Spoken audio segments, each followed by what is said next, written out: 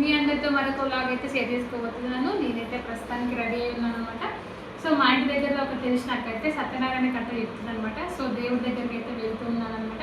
మొత్తానికి అయితే ఇలా రెడీ అయిపోయాను.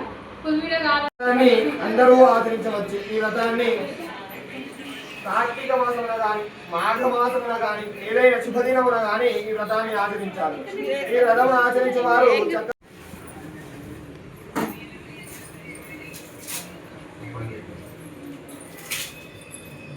उत्तराभूतं समर्पयामि उत्तराभूतशालयामि मुखे शुद्धाचमनीयं समर्पयामि ओं भोगे बलैः कर्पूरेण नागवल्लीदलैर्जं मुक्ताजुनसमायुक्तं ताम्बूलं प्रतिगृह्यतां जय नमः पार्वतीपते हर हर महादेव हर शम्भो शङ्करनमस्वार्पणं मरणा नमस्कारं చేయండి.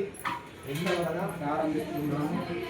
ఉమ్మా మీ దగ్గర అక్షతలు ఉన్నాయి కదా, లాస్ట్ స్వామి గారికి నమస్కారం. ఈ విధముగా వారు గురువు గారు అలా చెప్పేసరికి మరలా ఒక ముని చేసి మరలా కాదుమని గురువు గారండి, మరి ఈ వ్రతాన్ని ఎవరైనా ఆచరించారా, పూర్వము కానీ ఇప్పుడు కానీ ఎవరైనా ఆచరిస్తున్నారా అని వారి గురువు గారిని వారి శిష్యుడు అడుగుతున్నారంట. ఆ విధముగా అడిగేసరికి వారి గురువు గారు ఇలా చెప్తున్నారంట. పూర్వకాలమున కాశీనగరమున ఒక వేద బ్రాహ్మణుడు కలడు. ఆయన ఎన్నో వేదాలు చదువుకున్నాడు కానీ భిక్షాన్ని జై బోలో సత్యనారాయణ స్వాముల వారికి జై.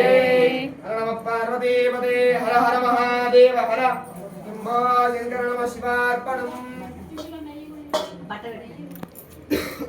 స్వాహా సమానాయ స్వాహా మరళాలేమి చల్లండి.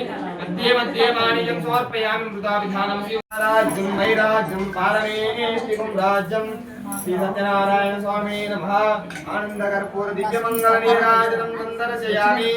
జై బోలో సత్యనారాయణ స్వాముల వారికి జై. వేడుకొండలవాడ వెంకటరమణ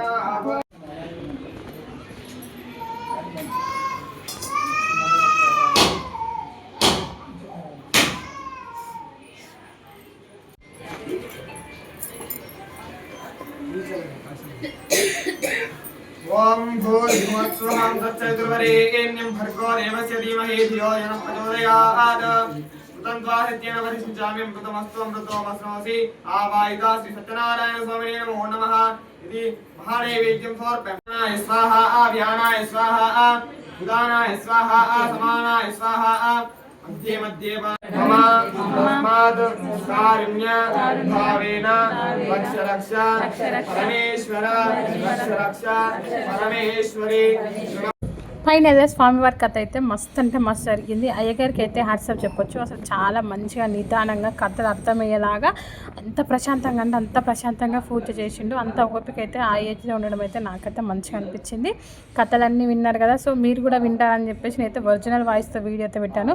సత్యనారాయణ స్వామి కథ మనం చేయకుండా సరే స్వామివారి కథ విని మనం ప్రసాదం తింటేనే ఆ స్వామివారికి ఎంతో ఇష్టం అంట, ఆ పుణ్యం అంతా మనకు వస్తుంది అని చెప్పేసి అంటారు. సో అందుకని చెప్పేసి వీడియో అయితే పెట్టేశాను, చూసేసేయండి.